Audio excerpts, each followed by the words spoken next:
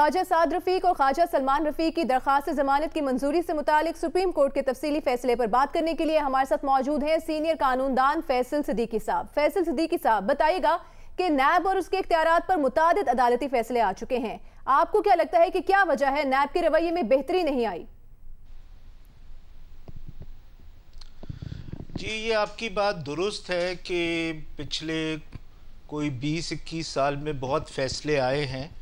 لیکن آج جو فیصلہ آیا ہے اس طرح کا فیصلہ میری نظر میں سپریم کورٹ نے پہلے نہیں دیا ہے، کیونکہ سپریم کورٹ نے اس میں کچھ باتیں ایسی کہی ہیں جو پہلے نہیں کہی گئی ہیں۔ اس میں ایک جو بنیادی بات ہے جو سپریم کورٹ نے بڑا کلیئرلی کہہ دیا ہے کہ نیب کے بارے میں یہ پرسیپشن اب بہت فرملی اسٹیبلش ہو گیا ہے کہ یہ پولیٹیکل انجینئرنگ میں انوالوڈ ہے اور یہ حکومت کے اپوننٹس کو ٹارگٹ کرتے ہیں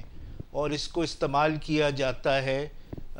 ڈیفرنگ ویوز یعنی ڈسینٹ کو سپریس کرنے میں۔ تو ایسی بات میری نظر سے پہلے سپریم کورٹ کے کسی فیصلے میں نہیں کہی گئی تھی نیب کے بارے میں۔ دیٹ از وائی یہ فیصلہ بڑی اہمیت رکھتا ہے۔ فیصل صاحب، جس طرح آپ کہہ رہے ہیں کہ سپریم کورٹ کی جانب سے اس دفعہ جو ریمارکس آئے ہیں وہ پہلے نہیں آئے، تو ہم نے دیکھا ہے پہلے بھی نیب کی صرف سرزنش کی جاتی رہی ہے، ایسے افراد کے خلاف عدالت کارروائی کیوں نہیں کرتی؟ دیکھیے، اس فیصلے میں کارروائی اس لیے نہیں کی جا سکتی تھی کیونکہ یہ لیگلی پاسبل نہیں تھی۔ اس میں یہ ایک بیل پٹیشن تھی سپریم کورٹ کے سامنے، تو سپریم کورٹ سے بیل گرانٹ کر سکتی تھی۔ لیکن اس فیصلے کی اصل اہمیت یہ ہے کہ سپریم کورٹ نے بیل کے بارے میں ایک بڑا کنکلوسیو فیصلہ دے دیا ہے، اور اب اگر ہائی کورٹس یہ فالو کریں تو میری نظر میں جو میرا ایکسپیرینس بتاتا ہے نیب کے 70% کیسز میں اب بیل گرانٹ ہونی چاہیے۔ تو تفصیلی فیصلے میں عدالت نے اب قرار دیا ہے کہ یہ غیر قانونی ایک کلاسک مثال ہے، آپ کو لگتا ہے کہ ذمہ داروں کے خلاف ایکشن اب لیا جائے گا یا کیوں نہیں لیا گیا ابھی تک؟ دیکھیے، جیسے میں نے کہا، اس فیصلے میں کوئی ڈائریکشنز نہیں دی جا سکتی تھی کیونکہ یہ لیمیٹڈ تھا کہ بیل گرانٹ کی جائے یا نہیں کی جائے، لیکن یہ سپریم کورٹ کا فیصلہ ہے اور یہ تمام عدالتوں پہ اور ایگزیکٹو اتھارٹیز انکلوڈنگ نیب پہ بھی بائنڈنگ ہے، اور اگر اتنا ڈیمیجنگ فیصلہ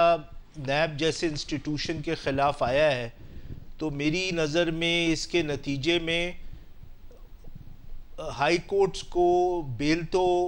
ایسے کیسز میں گرانٹ کرنی چاہیے، بلکہ نیب کو خود بھی سول سرچنگ کرنی چاہیے کہ جب جو ہائیسٹ کورٹ ہے پاکستان کا وہ ان کو اکیوز کرتا ہے political engineering and suppressing dissent اور غیر ضروری اریسٹ کرنا، بیسکلی فیولس کیسز بنانا، تو بہت نیب کو خود ایک انٹروسپیکشن کرنے کی ضرورت ہے کہ وہ اس قسم کے کیسز کو، اور یہ لاتعداد اس قسم کے کیسز ہیں نیب کے بعد، کہ ان کیسز کو ریویو کریں۔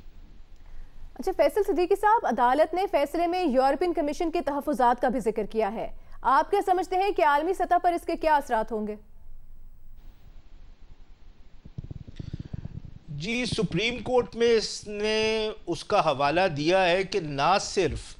یہ جو نیب کا ادارہ جو پولیٹیکل انجینئرنگ کے لیے اور پولیٹیکل سپریشن کے لیے استعمال ہو رہا ہے، اس کے بارے میں ایک یہ صرف نیشنل پرسیپشن نہیں ہے بلکہ انٹرنیشنل پرسیپشن بھی ہے، بلکہ سپریم کورٹ نے تو اس فیصلے میں یہاں تک کہہ دیا ہے کہ یہ جو نیب کے ایکشنز ہیں یہ ملک میں کیوس کاز کر رہے ہیں۔ آپ امیجن کریں کہ سپریم کورٹ کسی اسٹیٹ انسٹیٹیوشن کے بارے میں یہ کہے کہ اس کے جو ایکشنز ہیں اکاؤنٹیبلٹی کے حوالے سے وہ ملک میں کیوس کاز کر رہے ہیں، تو یہ بہت زیادہ ڈیمیجنگ ایک انڈائٹمنٹ ہے نیب کی انسٹیٹیوشن کی، اور اب نیب جو اور لوگوں کو ٹرائل کرتا ہے، میری نظر میں اس فیصلے کے نتیجے میں نیب اب خود ٹرائل پہ ہے۔ NAB is at trial before this country. Faisal صاحب، آپ کے خیال میں عدالت کی اس آبزرویشن کے بعد اب پارلیمنٹ کو کیا کرنا چاہیے؟ کیا ذمہ داری ہونی چاہیے پارلیمنٹ کی؟ मेरी नज़र में इस फैसले की नज़र में तो अब जो पार्लियामेंट पहले ही जिस चीज़ पे गौर कर रही है कि इस कानून को रीथिंक करना ज़रूरी है, इसको रिपील या अमेंड करना ज़रूरी है,